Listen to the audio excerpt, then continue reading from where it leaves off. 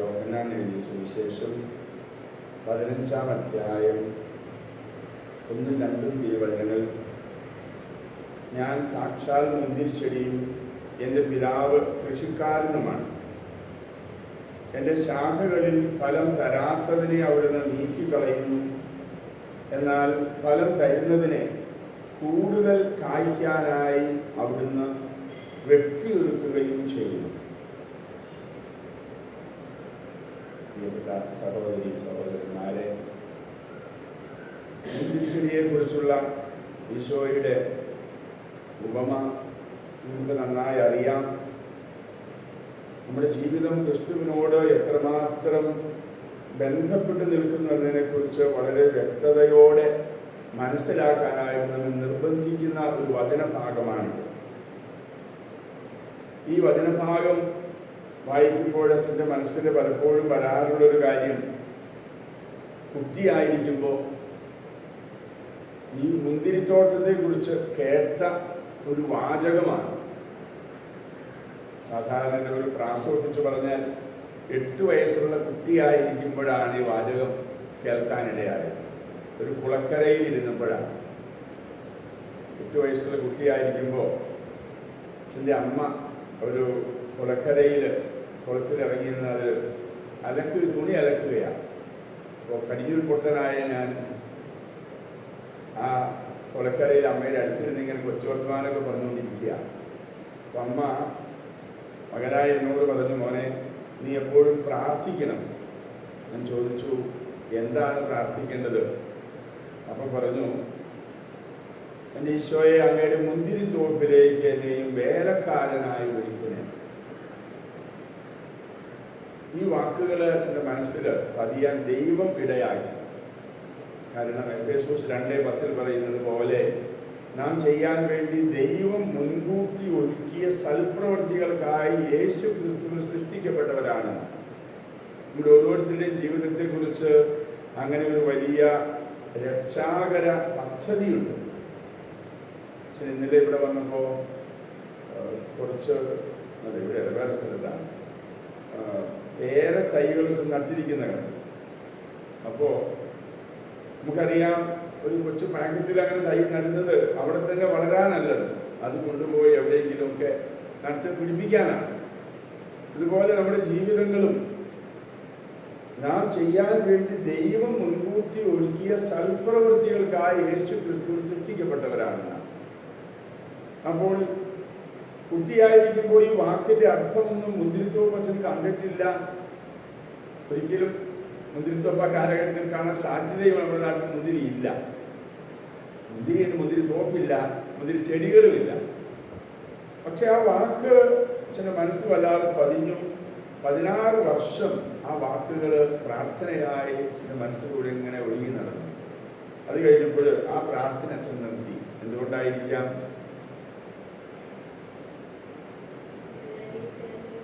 സെമിനാരിയിൽ ചേർന്നിരുന്നു അല്ലേ? 8 വയസ്സുള്ള കുട്ടിയായിരിക്കുമ്പോഴാണ് ഇത് കേട്ടതെന്ന് പറഞ്ഞു. 16 വർഷം കഴിയുമ്പോൾ സെമിനാരിൽ ചേരുകയാണോ അതോ വൈദികനായോ? അപ്പോൾ ഇന്ന് സക്രാരിയുടെ മുമ്പിൽ നിന്ന് പക്ഷേ കാര്യം ഓർമ്മിപ്പിച്ചു.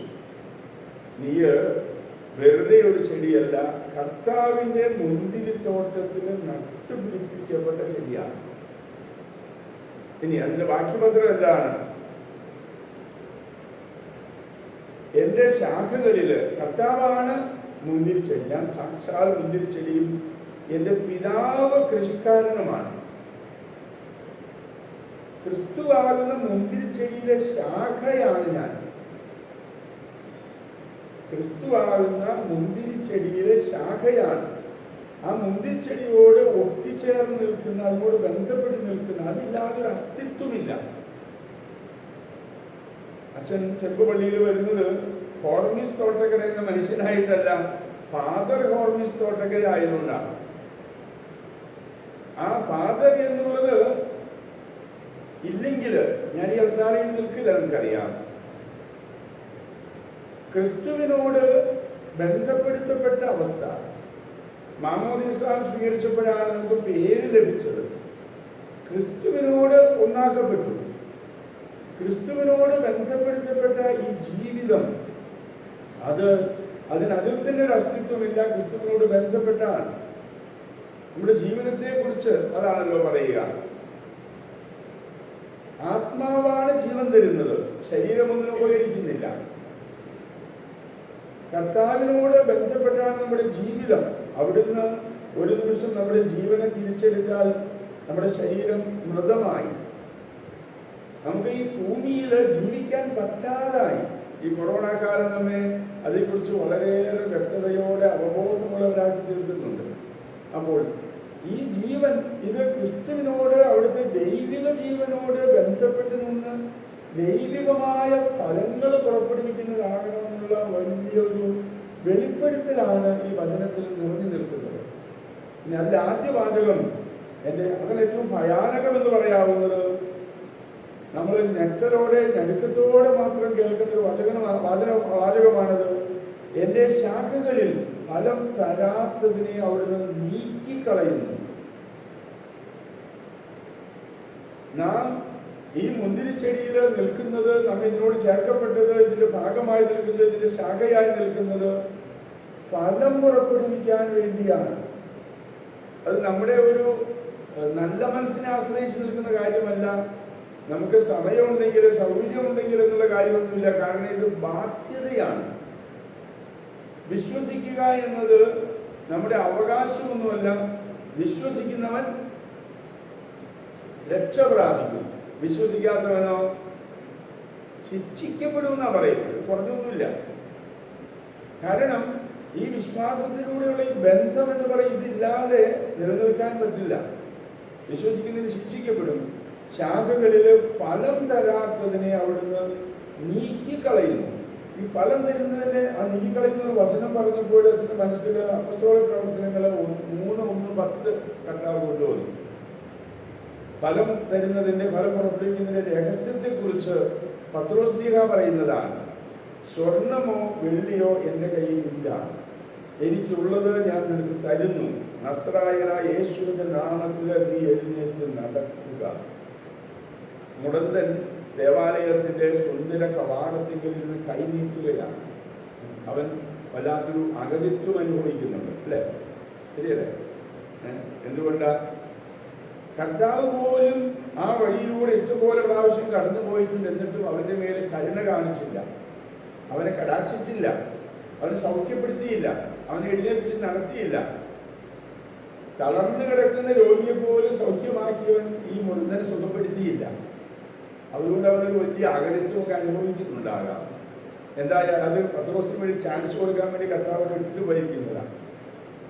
അപ്പോൾ ഈ മുടന്തൻ അനുഭവിക്കുന്ന വേദന അവിടെ പത്രോസ് നിൽക്കുകയാണ്. പത്രോസ് ഫലം പുറപ്പെടുവിക്കാൻ പറ്റുന്നൊരവസ്ഥയിൽ ഇങ്ങനെ നിൽക്കുകയാണ്, അല്ലേ? ഇതുവരെ അതിന് പറ്റുന്നില്ലായിരുന്നു. കാരണം ക്രിസ്തുവിനോട് അത്ര ഗാഠമായ ഒരു ബന്ധത്തിലേക്ക് പത്രോസ് എത്തിയിരുന്നില്ല. ആത്മാവിൽ വന്നിരുന്നില്ല. ബന്ധം ആത്മാവാണ് ജീവൻ തരുന്നത്. ദൈവാത്മാവിനോട് ബന്ധപ്പെട്ട് പത്രോസ് ഫലം പുറപ്പെടുവിക്കാൻ പറ്റുന്ന ഒരു ബന്ധത്തിൽ ആയിരുന്നില്ല. എന്നാൽ പെന്തക്കോസ്ത് തിരുനാളിലൂടെ ഈ ബന്ധം വ്യക്തമായി സജീവമായി ക്രിസ്തുവിന്റെ ചൈതന്യം പത്രോസിലൂടെ ഒഴുകുന്ന ഒരു അവസ്ഥയിലെത്തി. ഈ അവസ്ഥയിലാണ് പത്രോസ് മുടന്തിനെ നേരെ നോക്കുക. പത്രോസിന്റെ നോട്ടം അതെ ക്രിസ്തു എങ്ങനെ കാരുണ്യത്തോടെ മുടന്തിനെ നോക്കുന്നു അതുപോലെയായി. ലൂക്കാ 5:17-26 തളർവാദ രോഗിയെ ഈശോ കടാക്ഷിക്കുന്ന രീതിയുണ്ട്. കട്ടിൽ ഇങ്ങനെ ഇറങ്ങി വരുമ്പോൾ ആളുകളൊക്കെ ചുറ്റുമുണ്ടെങ്കിലും അതെ ഈശോ അവനെ കടാക്ഷിക്കുകയാണ്, സ്നേഹപൂർവ്വം കടാക്ഷിക്കുകയാണ്. യുവാവിനെ സ്നേഹപൂർവ്വം കടാക്ഷിക്കുന്നില്ലേ? തന്റെ നിത്യജീവന്റെ വഴി തേടി വരുന്ന യുവാവിനെ. ഇതുപോലെ ഈ യുവാവിനെ, ഈ തളർവാദ രോഗിയെ ഈശോ സ്നേഹപൂർവ്വം കടാക്ഷിക്കുന്നുണ്ട്. എന്നിട്ടാണ് അവനോട് പറയുക, മകനെ നിന്റെ പാപങ്ങൾ ക്ഷമിക്കപ്പെട്ടിരിക്കുന്നു. അവനിലേക്ക് ആ ചൈതന്യം കടന്നു ചെല്ലുകയാണ്. നമുക്കറിയാവുന്ന സൗഖ്യം ലഭിക്കുകയാണ്. പത്രോസ് ഇതൊക്കെ കണ്ടിട്ടുണ്ട്. പക്ഷേ പത്രോസിലൂടെ ഇങ്ങനൊരു കാര്യം നടക്കുന്നതിനെ കുറിച്ച് പത്രോസിന് അറിയില്ല. കാരണം ക്രിസ്തുവിൽ പ്രവർത്തിക്കുന്ന, ക്രിസ്തുവിൽ സജീവമായിരിക്കുന്ന പിതാവിന്റെ ആത്മാവ് പത്രോസിൽ പ്രവർത്തന നിരതമായിട്ടില്ല. അതിനുവേണ്ടി പത്രോസ് എന്ന മനുഷ്യന്റെ ഹൃദയം ഒരുക്കപ്പെട്ടിട്ടില്ല, അല്ലെങ്കിൽ അതുപോലെ വിശുദ്ധീകരിക്കപ്പെട്ടിട്ടില്ല, ആ ബന്ധത്തിലേക്ക് എത്തിയിട്ടില്ല. അപ്പോൾ എന്നാൽ ഇപ്പോൾ പന്തക്കുസ്താ തിരുനാൾ കഴിഞ്ഞ അവസ്ഥയിലെത്തിയപ്പോഴും പത്രോസിൽ അത് നിറഞ്ഞു. പത്രോസ് ആ ബന്ധത്തിലാണ്. അതുകൊണ്ട് ഈശോ കടാക്ഷിക്കുന്നത് പോലെ തന്നെ ഈ മുടന്തിനെ കടാക്ഷിക്കാനുള്ള കൃപ പത്രോസിന് ലഭിച്ചിട്ടുണ്ട്. ആ ചൈതന്യം പത്രോസിൽ നിറയുന്നുണ്ട്. അതുകൊണ്ട് പത്രോസ് കാരുണ്യത്തോടെ സ്നേഹത്തോടെ അവന് നോക്കുന്നു. പത്രോസിന് കടന്നു പോകാൻ പറ്റില്ല. കടന്നു പോകാൻ എന്ന് പറയുമ്പോൾ ലൂക്കാ 10:25-37 പുരോഹിതൻ കടന്നു പോയതുപോലെ, ലേവായൻ കടന്നു പോയതുപോലെ കടന്നു പോകാൻ പറ്റില്ല. പെട്ടെന്ന് അച്ഛൻ ഓർത്തു പോവുക, ഞങ്ങൾ വൈദികർക്കുള്ള വലിയ അബദ്ധമുണ്ട്. എന്താണെന്നറിയാമോ? 24, 25, 26 വയസ്സ് വരെയൊക്കെ സാധാരണ ചെമ്മാശനായിട്ടൊക്കെ ജീവിച്ചു. ഉടുപ്പങ്ങ് കിട്ടിക്കഴിഞ്ഞാൽ, പട്ടം കിട്ടിക്കഴിഞ്ഞാൽ പിന്നെ ഏതോ വലിയ അവസ്ഥയിലെത്തിയതുപോലെ ഭയങ്കര മാറ്റം വരും. മനസ്സിലായോ? പത്രോസിന് പഴയ നിയമത്തിലെ പുരോഹിതനെ പോലെ അങ്ങനെ ഒരു മാറ്റം വരുന്നതെന്ന് പറഞ്ഞ ചിലരിലേക്ക്. ചില സിസ്റ്റേഴ്സിന് ചിലപ്പോൾ പറയാറുണ്ട്, അയ്യോ ചെമ്മാശനായിരുന്നപ്പോൾ എന്തോ ഒരു വലിയ സ്നേഹം, അയ്യോ സിസ്റ്ററെ പ്രാർത്ഥിക്കുന്നോട്ട് അങ്ങനെയാട്ടോ, അത് കഴിഞ്ഞ പിന്നെ കണ്ട മട്ടില്ല എന്നൊക്കെ ചിലർ പറയാറുണ്ട്. ശരിയാണോ? അപ്പോൾ പ്രിയപ്പെട്ടവരെ, നേരെ മറിച്ചാകേണ്ടത്. കാരണം ക്രിസ്തുവിന്റെ ചൈതന്യമാണ് പിന്നെ ഭരിക്കുക, തിരകളിലൂടെ ഓടുക. പത്രോസ് ഈ ആത്മാവ് കൊണ്ട് നിറഞ്ഞവനായതുകൊണ്ട് പത്രോസിന് നീതിയിൽ കടന്നു പോകാൻ പറ്റില്ല. യേശയ്യ 59:15-16 വചനങ്ങള് വളരെ ശക്തമായിട്ട് അതിന് സ്വാധീനിച്ചു. നിമിഷപ്പെട്ട് ഓർത്ത് വല്ലേക്ക് കടക്കുന്നില്ല. അവിടെ പറയുന്ന വാചകം വളരെ പ്രധാനപ്പെട്ട ഒരു വാചകം, ഇടപെടാൻ ആരുമില്ലെന്നതിന്റെ കർത്താവ് ആശ്ചര്യപ്പെട്ടു എന്നാണ്. ഇടപെടാൻ ആരുമില്ലെന്നതിന്റെ കർത്താവ് ആശ്ചര്യപ്പെട്ടു. ഒരു പ്രഭാതത്തിലൊരു 4:30 മണിക്ക് ഒരു ദിവസം ഈ വചനം വായിച്ചിട്ട് ആ വചനം കഴിഞ്ഞാൽ പ്രഭാതത്തിൽ ബലിയർപ്പണം കഴിഞ്ഞാൽ 100 കിലോമീറ്റർ വണ്ടി ഓടിച്ചു പോയി. വേദനിക്കുന്ന ഒരു കുടുംബത്തിന്റെ ആ വേദനയിൽ ഇടപെടാൻ കഴിയും. ഒരു 100 കിലോമീറ്റർ ഓടിക്കണം. മനസ്സിലായോ? ഇടപെടാൻ ആരുമില്ലെന്നതിന്റെ കർത്താവിൽ ആശ്ചര്യപ്പെടുകയാണ്.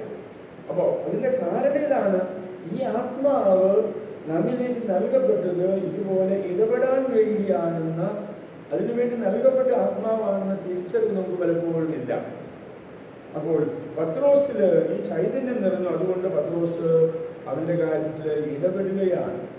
പത്രോസ് പറഞ്ഞു, ഇനി അവിടെ പത്രോസിൽ ഒന്നുമില്ല, പത്രോസിൽ എല്ലാം ഉപേക്ഷിച്ചവനാണ്. പത്രോസ് പറയുന്നില്ലേ, ഇതാ ഞങ്ങൾ എല്ലാം ഉപേക്ഷിച്ചതിനെ അനുഗമിച്ചെങ്കിൽ ഞങ്ങൾക്ക് എന്താണ് ലഭിക്കുക? ലഭിക്കുന്നത് എന്താണെന്ന് അന്ന് പത്രോസിന് അറിയില്ല. ലഭിക്കുന്നത് പരിശുദ്ധാത്മാവിനെയാണ്. അതിന് പത്രോസ് എന്ന മനുഷ്യൻ ഉഴുതു മറിക്കപ്പെട്ട, പത്രോസ് എന്ന ആ വയല് പാകമാക്കപ്പെട്ട, അതാണ് പത്രോസിന്റെ സഹനങ്ങള്, വേദനകള്, കരച്ചില്, ഇതെല്ലാം ആ പീഡാനുഭവ കാലത്തോട് ബന്ധപ്പെട്ടുള്ള പത്രോസിന്റെ വേദനകൾ മുഴുവൻ എന്താണ്? അങ്ങ് ഒരുക്കപ്പെട്ട മനുഷ്യൻ ക്രിസ്തുവിനോട് ബന്ധപ്പെട്ട് നിൽക്കുന്നു. അതുകൊണ്ട് പത്രോസ് പറയുന്നത്, ഞാൻ പണ്ട് പറഞ്ഞ് ശരിയാ, ഇപ്പോഴെനിക്ക് മനസ്സിലാകുന്നേ, എനിക്ക് അഭിമാനിക്കാൻ പോലും ഒന്നുമില്ല. ഒരു ഗുരുവിനെ കുറിച്ച് പറയുന്നുണ്ട്. ആ ഗുരുവിന്റെ അടുത്ത് ഒരു ശിഷ്യൻ ചെന്നു, ഗുരു എന്താ, ഞാൻ അങ്ങയുടെ ശിഷ്യനാകാൻ ആഗ്രഹിക്കുക, നീ പോയി എല്ലാം വിട്ടിട്ട് വരിക, എന്നെ അനുഗമിക്കാം, എൻ്റെ ശിഷ്യനാകാം. അവനെല്ലാം വിറ്റു വന്നു. അപ്പോൾ ഗുരു പറഞ്ഞു, ഇനി നീ പോയി ഞാൻ എല്ലാം വിറ്റു എന്നുള്ള ഒരു ചിന്താഗതി, ഒരു മനോഭാവമില്ല, അതും കൂടി വിറ്റിട്ട് വരും. മനസ്സിലായോ? അതൊക്കെ പലപ്പോഴും ഞാൻ ഇത്രയൊക്കെ ത്യാഗങ്ങൾ ചെയ്തു, ഇത്രയൊക്കെ പ്രാർത്ഥിച്ചു, ഇത്രയൊക്കെ പരിഹാരം ചെയ്തു, നോക്കി പ്രവാസം അനുഷ്ഠിച്ചു, എന്നിട്ടും എൻ്റെ പ്രാർത്ഥന കേൾക്കുന്നില്ലോ എന്ന് ചിന്തിക്കാറുണ്ട്. അതും കൂടി വിൽക്കുക. പ്രിയപ്പെട്ടവരെ, പത്രോസ് അത് വ്യക്തമായിട്ട് മനസ്സിലാക്കുകയാണ്. അതെ, ഞാൻ ദരിദ്രനാണ്. മത്തായി 5:3 പറയുന്നുണ്ട്, ആത്മാവിൽ ദരിദ്രരായിരിക്കുന്നവർ ഭാഗ്യവാന്മാര്, ദൈവരാജ്യം അവരുടേതാണ്. പത്രോസ് ദൈവരാജ്യത്തിലെ അംഗമാക്കപ്പെട്ടവരാണ്. നല്ല കള്ളന് പറുദീസ വാഗ്ദാനം ചെയ്ത കർത്താവ് പത്രോസിനും ആ ദൈവരാജ്യത്തിലെ അംഗത്വം തന്നെ നൽകിയിരിക്കുക, ആ ബന്ധത്തിലേക്ക് എത്തിച്ചിരിക്കുകയാണ്. ദൈവാത്മാവിനോടുള്ള അഗാധമായ ബന്ധത്തിൽ പത്രോസിനെ എത്തിച്ചു കഴിഞ്ഞു. അതുകൊണ്ട് അത് പത്രോസ് അനുഭവിക്കുകയാണ്. തന്നിലേക്ക് ഒഴുകി വരുന്ന ആത്മാവിന്റെ ചൈതന്യം. ആ ആ ചൈതന്യം പത്രോസിൽ നിറയുമ്പോൾ അത് വിശദീകരിക്കാനായിട്ട് അച്ഛന് ഒരു SD കോൺടെക്സ്റ്റിൽ നിന്നുള്ള ഒരു ഉദാഹരണം ഓർമ്മ വരികയാണ്. 39 കൊല്ലം മുമ്പ് 39 കൊല്ലം മുമ്പ് പഴങ്ങനാട് ഹോസ്പിറ്റലില് രോഗിയായി കിടന്ന ഒരു സന്യാസിനി, അത് FCC കോൺഗ്രിഗേഷനിലാണ്. ആ രോഗിയെ കാണാൻ ചെന്നപ്പോൾ ആ മുറിയിൽ ഒരു പുസ്തകം, ഒരു തടിയൽ പുസ്തകം, അതിൻ്റെ പേര് മേലങ്കി എന്നാണ്. ആ പുസ്തകം കണ്ടപ്പോൾ ഞാനൊന്ന് വായിക്കണമെന്ന് ആഗ്രഹം പ്രവർത്തിച്ച് അങ്ങനെ അത് വാങ്ങി വായിച്ചു. അതിൽ ഈ മുടന്തനെ സുഖപ്പെടുന്ന രംഗം വിവരിക്കുന്നതാണ് പെട്ടെന്ന് ഓർത്തത്. പത്രോസ് ഇങ്ങനെ ഈ മുടന്തനെ അവനോട് പറയുകയാണ്. പത്രോസും യോഹന്നാനും കൂടി നടന്നു പോകുമ്പോൾ അവരുടെ കൂടെ ഈ പുസ്തകത്തിൽ പ്രതിപാദിക്കുന്ന ഒരു പ്രധാന കഥാപാത്രം മാൽസലസ് എന്ന മനുഷ്യനാണ്. യുക്തിവാദി നിരീക്ഷകനുമായ ഒരു പട്ടാള ഉദ്യോഗസ്ഥനാണ് മാൽസലസ്. ക്രിസ്തുവിനെ കുരിശിൽ തറയ്ക്കാനായിട്ട് നിയോഗിക്കപ്പെട്ട പട്ടാളക്കാരിൽ ഒരുവനാണ്. അപ്പോൾ അവന് വിശ്വാസത്തിന്റെ ഒരു ചൈതന്യമൊക്കെ കിട്ടി. അങ്ങനെ പത്രോസിന്റെ കൂടെ പോവുകയാണ്. അപ്പോൾ ഈ മുടന്തനെ പക്ഷേ പത്രോസിന് ഇവന് അവന്റെ റോമ സാമ്രാജ്യത്തിൽ ചെന്ന് അവന്റെ ചക്രവർത്തിയോടും തിബേരിയസ് ചക്രവർത്തിയോടും അവന്റെ പിതാവായ ഗാലിയോ മന്ത്രിയോടും ഒക്കെ സുവിശേഷം പറയണമെന്ന്, ക്രിസ്തുവിനെ കുറിച്ച് പറയണമെന്ന് ആഗ്രഹമുണ്ട്.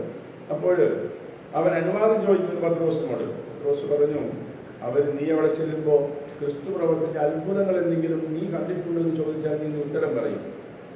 അതൊന്നും ഞാൻ കണ്ടിട്ടില്ല, പക്ഷെ ഞാൻ ക്രിസ്തുവിന് മേലേക്ക് തൊട്ടിട്ടുണ്ട്. അപ്പോൾ പത്രോസ് അതൊന്നും പറഞ്ഞവർ ഏൽക്കുകയില്ല, നിന്റെ സാക്ഷിയൊന്നും അവർ സ്വീകരിക്കില്ല. അങ്ങനെ പത്രോസിന്റെ കൂടെ ഈ മാൽസലസിന് നടന്നു നീങ്ങുമ്പോഴാണ് ഈ ദേവാലയത്തിന്റെ സുന്ദര കവാടത്തിന്റെ രംഗം. പത്രോസ് അവനോട് പറയുകയാണ്, സ്വർണമോ വെള്ളിയോ എൻ്റെ കയ്യിലില്ല, എനിക്കുള്ളത് ഞാൻ നിനക്ക് തരുന്നു, നസ്രായനായ യേശു ക്രിസ്തുവിന്റെ നാമത്തിൽ എഴുന്നേറ്റ് നടക്കുക. ഇങ്ങനെ പറയുമ്പോൾ എന്താ സംഭവിച്ച മോളെ? ഇല്ല, സിസ്റ്റർ പറഞ്ഞവൻ ഇല്ല. മൂന്നാമത്തെ ചാൻസാണ് ഉത്തരം പറയാം. ഇല്ല, അവൻ അവിടെ തന്നെ ഇരുന്നു. ഒന്നും സംഭവിച്ചില്ല. സംഭവിച്ചത് എപ്പോഴാ? പത്രോസ് വലത്ത് കൈക്ക് പിടിച്ച് അവനെ എഴുന്നേൽപ്പിച്ചു. അപ്പോഴാണ് അവന്റെ കൈകളും കണങ്കാലും ഒക്കെ ബലം പ്രാപിക്കുന്നത്. അവൻ ചാടി എഴുന്നേറ്റ് നടക്കുന്നത്, തുള്ളിച്ചാടുന്നത്. യാക്കോബ് 1:22, നിങ്ങൾ വചനം കേൾക്കുക മാത്രം ചെയ്യുന്ന ആത്മവഞ്ചകരാകാതെ അതിന് പ്രവർത്തിക്കുന്നവരുമാവുക. പത്രോസ് പറഞ്ഞതുകൊണ്ടായില്ല, പ്രവർത്തിക്കണം, ജീവിക്കണം. ഇനി ഈ മുടന്തൻ ഇങ്ങനെ എഴുന്നേറ്റ് നടക്കുന്ന ഈ രംഗം മാൽസലസ് എന്ന യുക്തിവാദി നിരീക്ഷകനുമായിരുന്ന ഇപ്പോൾ വിശ്വാസിയായിരിക്കുന്ന ഈ മനുഷ്യൻ കാണുകയാണ്. മുടന്തൻ എഴുന്നേറ്റ് നടക്കുമ്പോൾ ഇവൻ നിന്നുപോയി, അത്ഭുതസ്തബ്ധനായി നിൽക്കുകയാണ്. പിന്നെ പത്രോസിന് പിന്നാലെ ചെന്നു. ജീവിതത്തിൽ ആദ്യമായിട്ടൊരു അത്ഭുതം കാണുകയാണ്. പത്രോസിനോട് ചോദിച്ചു, പത്രോസെ, എങ്ങനെയാണ് ഇത് ചെയ്യാൻ കഴിയുന്നത്? ഈ മുടന്തനെ എങ്ങനെ എഴുന്നേൽപ്പിച്ച് നടത്താൻ കഴിയുന്നത് നിനക്ക് അറിയാമായിരുന്നു? അതിനാദ്യത്തെ ചോദ്യം. പത്രോസ് പറഞ്ഞില്ല. ഇത് ചെയ്യാൻ കഴിയുന്നത് അറിയാമായിരുന്നോ? ഇല്ല. ഇതുപോലത്തെ അത്ഭുതങ്ങൾ ഇതിനു മുമ്പ് ചെയ്തിട്ടുണ്ടോ? പത്രോസ് പറഞ്ഞില്ല. പിന്നെ എങ്ങനെയാണ് നീ ഇത് ചെയ്തത്? ഇല്ല. ഇതുപോലത്തെ അത്ഭുതങ്ങൾ ചെയ്തിട്ടുണ്ടോ ഇതിനു മുമ്പ്? ഇല്ല. ഇത് ചെയ്യാൻ പറ്റുന്നവർക്ക് അറിയാമായിരുന്നു? ഇല്ല. പിന്നെ എങ്ങനെയാണ് നീ ഇത് ചെയ്തത്? അപ്പോൾ പത്രോസ് പറഞ്ഞ മറുപടി ആ പുസ്തകത്തിലെ വാചകമാണ്. അതൊക്കെ ഇന്നും ഈ 41 കൊല്ലമായിട്ട് ഭരിക്കുന്നതാണ്. 39 കൊല്ലമായി. 41 കൊല്ലം തിരിച്ചത് ശരിയല്ലാത്തതുകൊണ്ട് 39 ആയിട്ടുള്ളൂ. അതിൽ പോലും തെറ്റുപറ്റാൻ പാടില്ല. പത്രോസ് പറഞ്ഞു, ഞാൻ അവിടുത്തെ ആത്മാവ് കൊണ്ട് നിറഞ്ഞുകൊണ്ടിരിക്കുന്നു. ഞാൻ അവിടുത്തെ ആത്മാവ് കൊണ്ട് നിറഞ്ഞുകൊണ്ടിരിക്കുന്നു. പ്രിയപ്പെട്ടവരെ, നമുക്ക് ഈശോ പറയും യോഹന്നാൻ 15:5 പറയുന്നത്, എന്നെ കൂടാതെ നിങ്ങൾക്ക് ഒന്നും ചെയ്യുക സാധ്യമല്ല. മുന്തിരിച്ചെടിയോട് ചേർന്ന് നിന്നാൽ ഫലം പുറപ്പെടുവിക്കാൻ പറ്റും. എത്ര വ്യക്തതയോട് നന്നായിട്ട് ചേർന്ന് നിന്നതനുസരിച്ച് ഫലം പുറപ്പെടുവിക്കാൻ പറ്റും. ഇനി ഫലം പുറപ്പെടുവിക്കുക എന്നത് ബാധ്യതയാണ്, ഒഴിഞ്ഞു മാറാൻ പറ്റില്ല. അതിനുവേണ്ടിയാണ് നമ്മെ ഇതിനോട് ഒട്ടിച്ചേർക്കപ്പെട്ടത്. കർത്താവ് ചേർത്തതാണ്. ഫലം തരുന്നില്ലെങ്കിൽ, ഫലം പുറപ്പെടുവിക്കുന്നില്ലെങ്കിൽ എന്ത് സംഭവിക്കുന്ന പറഞ്ഞത്? വെട്ടി നീക്കും. എത്ര ദാരുണമായ അവസ്ഥയാണ്. ഫലം തരാത്തതിനെ അവിടുന്ന് വെട്ടിക്കളയുന്നു എന്നാണ്. ബന്ധം കർത്താവാണ് വിച്ഛേദിക്കുന്നത്. ആഗസ്തീനോസ് പുണ്യവാൻ പറയുന്നൊരു വാചകം ഓർക്കുകയാണ്. അതെ, ക്രിസ്ത്യാനികളാണ് എന്ന് പറയുന്ന പലരും ക്രിസ്ത്യാനികളല്ല. സഭയ്ക്ക് അകത്താണെന്ന് പറയുന്ന പലരും സഭയ്ക്ക് അകത്തല്ല. സഭയ്ക്ക് പുറത്താണെന്ന് പറയുന്ന പലരും സഭയ്ക്ക് അകത്തുമാണ്. ജീവിതം കൊണ്ട് ക്രൈസ്തവനായിരിക്കുക എന്നുള്ളത് പ്രധാനമാണ്. അത് ക്രിസ്തുവിനോടുള്ള ബന്ധത്തിന്റെ ഫലമായിട്ടാണ്. അത് എത്രമാത്രം അഗാധമാണെന്ന് നാം തന്നെ മനസ്സിലാക്കുക. വെട്ടി നീക്കപ്പെട്ട ക്രിസ്തുവിനോടുള്ള ബന്ധം യാക്കോബ് 2:10 ഓർക്കുന്നു. ഒരുവൻ കൽപ്പന മുഴുവൻ പാലിക്കുന്നെങ്കിലും ഏതെങ്കിലും ഒന്നിൽ വീഴ്ച വന്നാൽ അവൻ എല്ലാത്തിലും വീഴ്ച വരുത്തിയിരിക്കും. ആ ബന്ധം വിച്ഛേദിക്കപ്പെട്ടാൽ, അതെ, ക്രിസ്തുവിനോടുള്ള ബന്ധം വിച്ഛേദിക്കപ്പെട്ടാൽ ഫലം പുറപ്പെടുവിക്കാൻ പറ്റില്ല. അപ്പോ ഫലം ഉണ്ടാകുന്നുണ്ടോ എന്നൊന്ന് പരിശോധിച്ചാൽ തന്നെ ബന്ധം എത്രമാത്രം സജീവമാണെന്ന് മനസ്സിലാകും. ഫലം തരാത്തതിനെ അവിടുന്ന് നീക്കിക്കളയുന്നു, വെട്ടി നീക്കുന്നു. അടുത്ത വചനം, എന്നാൽ ഫലം തരുന്നതിനെ കൂടുതൽ കായ്ക്കാനായി അവിടുന്ന് വെട്ടി ഒരുക്കുന്നു. വെട്ടി നീക്കുന്നതും വെട്ടി ഒരുക്കുന്നതും തമ്മിൽ വ്യത്യാസമാണ്. കഴിഞ്ഞ ദിവസം അച്ഛൻ രണ്ടുപേരും തമ്മിലുള്ള ഒരു സംഭാഷണം കേട്ടത് ഓർക്കുന്നു. പാഷൻ ഫ്രൂട്ട് കൃഷി വളരെയേറെ ഒരു സ്ഥലമാണ്. അവിടെ ചെന്നപ്പോൾ അവിടെ വന്ന ഒരാളോട് അതിൻ്റെ ഉടമസ്ഥൻ പറയുന്നുണ്ട്, ചേട്ടാ ഇത് പാഷൻ ഫ്രൂട്ട് ഉണ്ടാകുന്ന കാലം ഏതാണ്? അപ്പോൾ അതിൻ്റെ ഉടമസ്ഥൻ പറഞ്ഞു, ഇത് 12 മാസവും ഫലം തരും, എപ്പോഴും ഫലം ഉണ്ടാകും. മഠത്തിലെ പാഷൻ ഫ്രൂട്ട് എപ്പോഴും ഫലം തരാറുണ്ടോ? ഇല്ല. അപ്പോ എങ്ങനെയാണിത്? ഈ 12 ഇപ്പൊ ഒരു വചനാച്ചൻ പറഞ്ഞത് വെളിപാട് 22-ാം അധ്യായത്തില് 12 മാസം ഫലം തരുന്നതിനെ കുറിച്ച് പറയുന്നുണ്ട് കേട്ടോ. അപ്പൊ ജനതകളുടെ രോഗശാന്തിക്കുന്നതാണെന്നൊക്കെ പറയുന്നുണ്ട്. ഡിസ്പെൻസറി തുടങ്ങിയോണ്ടായില്ല, രോഗശമനം കിട്ടണം.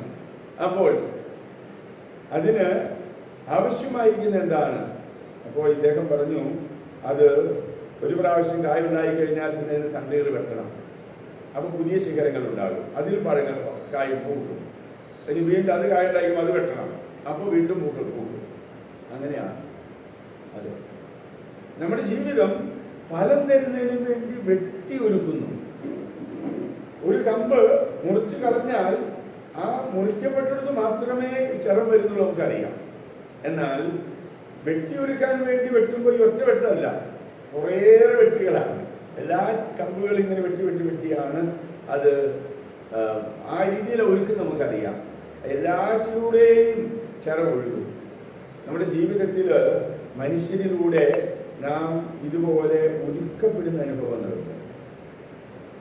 നാം വെട്ടി മാറ്റപ്പെടലല്ല, നാം ഒരുക്കപ്പെടാൻ വേണ്ടി, ഫലം പുറപ്പെടുവിക്കാൻ വേണ്ടി നാം വെട്ടി ഒരുക്കപ്പെടുന്ന അനുഭവങ്ങൾ. നമ്മുടെ ജീവിതത്തിലെ സഹനത്തിന്റെ, വേദനയുടെ അനുഭവങ്ങളൊക്കെ അതാണ്. ചിലപ്പോൾ മത്തായി 5:11-12 പ്രകാരമായിരിക്കാം അത്തരത്തില് ഒരുക്കപ്പെടുന്നത്. 5:11-12 എന്താണ് നമുക്കറിയാവും.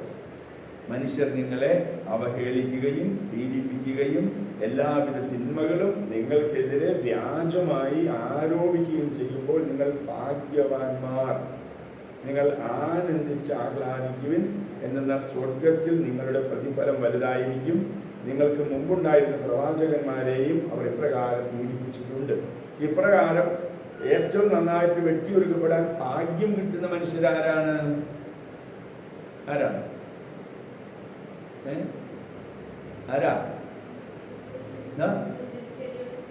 വൈദികര്. വൈദികരോട് ഇങ്ങനെ വെട്ടി ഒരുക്കപ്പെടാൻ ഭാഗ്യം കിട്ടുന്നവരാരെങ്കിലും ലോകത്തുണ്ടോ? ഇപ്പോ പുതിയൊരു വികാരിഷൻ വരുന്നു, അപ്പോൾ വികാരിഷന് 300 പേര് ഇങ്ങനെ വെട്ടിയൊരുക്കും, അല്ലേ? ശരിയല്ലേ? പക്ഷെ ഇന്ന് പറഞ്ഞതില്, ഇന്നത് ചെയ്തതില്, ഇന്ന് വീട്ടിൽ പോയതില്, ഇങ്ങനെ പ്രാർത്ഥിച്ചതില്, ഇന്നയാളെ കണ്ടതില്, ഇങ്ങനെ ഞാൻ കുർബാനയ്ക്ക് പൈസ തരാൻ പറഞ്ഞിരുന്നു. അപ്പൊ അച്ഛൻ ഒരു കുർബാന എപ്പോഴും പറഞ്ഞു, 4 ദിവസത്തെ കുർബാന 4 ഡേറ്റ് ഏൽപ്പിക്കാൻ ചെന്നതാ, അച്ഛൻ എന്താണ് ചെയ്യാതിരുന്നത്? ഇങ്ങനെ ഓരോരുത്തരിങ്ങനെ ഓരോ കാര്യത്തിലും അവരോട് ബന്ധപ്പെട്ട് ചെറിയൊരു വെട്ടി അല്ലേ? ശരിയല്ലേ? ശ്രദ്ധിച്ചു നോക്ക്. ഇത് ഫലം തരാൻ വേണ്ടിയാ. ഫലം പുറപ്പെടുവിക്കാൻ വേണ്ടി ഇങ്ങനെ, അത് കഴിഞ്ഞാൽ പിന്നെ സന്യസ്തർക്കാം. ഈ കാലഘട്ടം ഏറ്റവും കൂടുതൽ പുരോഹിതരും സന്യസ്തരും ഒക്കെ വെട്ടിയൊരുക്കപ്പെടുന്ന കാലമല്ലേ അല്ലേ? അത് ഫലം പുറപ്പെടുവിക്കാൻ വേണ്ടിയാ, വെട്ടിക്കളയാൻ വേണ്ടിയല്ല. അത് മനസ്സിലാവോ? ഭർത്താവിനെ ഭാര്യ വെട്ടിയൊരുക്കും, ശരിയല്ലേ? ഈ പറഞ്ഞ കാര്യത്തില് അരിവാളിനേക്കാൾ മൂർച്ചയുള്ളത് ഏതായുധത്തിനാണ്? നാവിനാണ്. അതിൽ ഭർത്താവിന്റെ നാവിനാണ് ഭാര്യയുടെ നാവിനാണ് മൂർച്ച കൂടുതലുള്ളത്? ആരുടെ നാവെന്ന് പറഞ്ഞേ? ഭാര്യ. നന്നായിട്ട് അറിയാം. അപ്പൊ ആ പാവത്തിന്റെ ഒരുമാതിരിയുള്ള എല്ലാ ശിഖരങ്ങളും ഇങ്ങനെ വെട്ടി വെട്ടി വെട്ടി വെട്ടി ഒരു ഭാഗമായിട്ടുണ്ടാവും, ശരിയല്ലേ? മക്കളുടെ ജീവിതത്തിൽ ഇതുപോലെ അമ്മമാരാണ് കൂടുതൽ വെട്ടിയൊരുക്കുന്നത്. ഞാൻ ഇന്നലെ 2 കുട്ടികളെ കണ്ടത് ഓർക്കുന്നു. ഈ കുട്ടികൾ അവരുടെ ഓരോ പ്രത്യേകതയെ കുറിച്ച് അമ്മ ഫോണിലൂടെ ആന്റിയോട് അവരോട് ഇങ്ങനെ പറയുന്നതിനെ കുറിച്ച് കുട്ടികൾക്ക് ഭയങ്കര വിഷമമാണ്. അപ്പോ അച്ഛനോട് പറഞ്ഞ ഇവളിങ്ങനെയാണെന്ന് പറഞ്ഞു കഴിഞ്ഞപ്പോ ഈ അമ്മ എന്ന് പറയുന്ന കൊച്ചിങ്ങനെ പ്രതികരിക്കുകയാണ്. അവള് 10ാം ക്ലാസ്സിൽ നാളെ പരീക്ഷ എഴുതാനുള്ളവളാ, മറ്റവള് 10ാം ക്ലാസ്സിലേക്ക് ഇന്ന് കയറുന്നവളാണ്. ഞാൻ പറഞ്ഞു മക്കളെ വിഷമിക്കാതെ എനിക്ക് നീ ഇങ്ങനെ പറഞ്ഞു കൊച്ചുങ്ങള് അവർ കൊച്ചു കുട്ടികളല്ല, അവരുടെ അഭിമാനബോധമൊക്കെ ഉള്ളവരാ. അപ്പൊ ഇവർ അച്ഛായി ആന്റിമാരോടൊക്കെ വിളിക്കുന്ന അമ്മ ഏത് നേരം ഇങ്ങനെയാണ്, അങ്ങനെ അവള് ഭക്ഷണം കഴിക്കുന്നില്ല അതില്ല എന്ന് പറയും. ഞാൻ പറഞ്ഞു മോളെ നീ ഇങ്ങനെ പറയല്ലേ, അവർ അഭിമാനബോധമുള്ളവരാ, അവരുടെ പോരായ്മകളെ കുറിച്ചൊക്കെ പറഞ്ഞാൽ അവർക്ക് സഹിക്കാൻ പറ്റില്ല. ഞാൻ പറഞ്ഞു മോളെ മോക്കറിയോ അച്ഛനോട് അമ്മ എന്താ പറഞ്ഞതിനെ കുറിച്ച്? എന്താണ്? ഞാൻ പറഞ്ഞു അവള് വളരെ നന്നായിട്ട് ശ്രദ്ധിക്കുന്നുണ്ട് വെച്ചാൽ പരീക്ഷ ചില മാർക്ക് കുറവായ നേരത്തെ കുറവായിരുന്നെങ്കിലും കൂടെ കൂടുതൽ ശ്രദ്ധിച്ച് പഠിക്കുന്നുണ്ട് വെച്ചാൽ അവൾക്ക് അമ്മ അങ്ങനെ പറഞ്ഞതിൽ വലിയ സന്തോഷമായി. മറ്റവരോട് പറഞ്ഞു നീ വളരെ മിടുക്കിയായിരുന്നു അച്ഛനോട് അമ്മ പറഞ്ഞത്, നുണയൊന്നുമല്ലോ വ്യത്യാസത്യായിട്ട് എന്ന് പറഞ്ഞു. അപ്പൊ അവർക്ക് വലിയ സന്തോഷമായി. പ്രിയപ്പെട്ടവരെ, ഈ അമ്മ നന്മ ഉദ്ദേശിച്ചായി വെട്ടുന്നത്, പക്ഷേ അത് മനസ്സിലാവില്ല. വ്യക്തി ഒരുക്കപ്പെടുകയാണ് ഫലം പുറപ്പെടുവിക്കാൻ വേണ്ടി. ഏറ്റവും പ്രധാനമായിട്ട് കരുണക്കൊന്ത ചൊല്ലിക്കൊണ്ടിരുന്ന പക്ഷേ മനസ്സിൽ വന്നത് ഈ മുന്തിരിച്ചെടിയുടെ കടക്കലിട്ടിരിക്കുന്ന വളം രാസവളമല്ല, ജൈവവളവും അല്ല, പിന്നെന്ത് വളമാണ്? എന്ത് വളമാണ്? മനസ്സിലായ? കിട്ടിയില്ലേ? കിട്ടിയില്ല? വീഞ്ഞല്ല,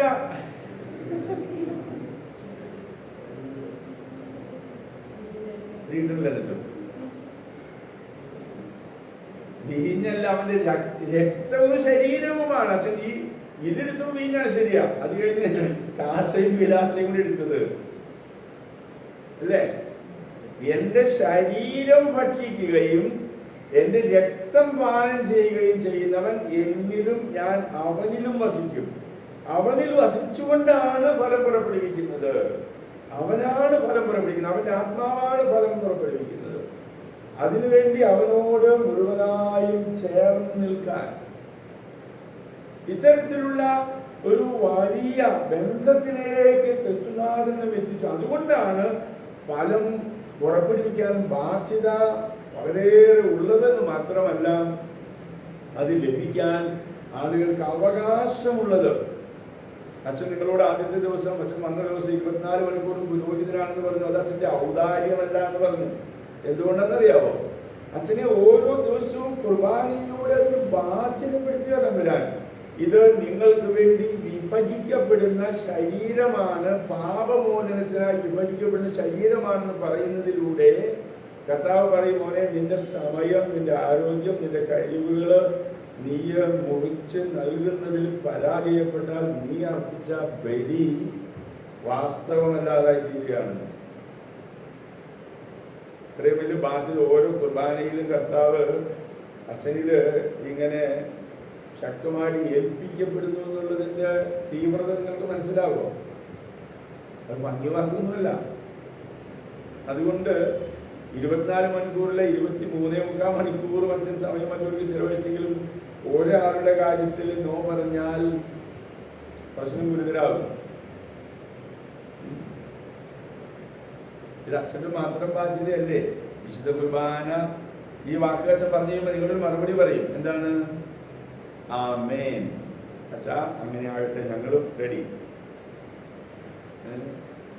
അതുകൊണ്ട് ഇനി ബലി അർപ്പിക്കുമ്പോൾ കർത്താവേ, ഞങ്ങൾക്ക് മുന്തിരിച്ചെടിയായ അങ്ങയോട് ചേർന്ന് നിൽക്കാൻ, ആത്മാവില് അങ്ങയോട് ഒന്നായി നിൽക്കാൻ, ഞങ്ങൾക്ക് നൽകപ്പെട്ട വലിയ അനുഗ്രഹത്തിൽ പങ്ക് ലഭിക്കാൻ, അത് മറ്റുള്ളവർക്കായി നൽകാൻ 12 മാസവും 24 മണിക്കൂറും ഫലം നൽകുന്നവരാകാൻ ഞങ്ങളെ അനുഗ്രഹിക്കണേ എന്ന് പ്രാർത്ഥിച്ചുകൊണ്ട് നമുക്ക് ബലിക്കായിട്ട് ഒരുങ്ങാം. ഈശോ മിശിഹായ്ക്ക് സ്തുതിയായിരിക്കും.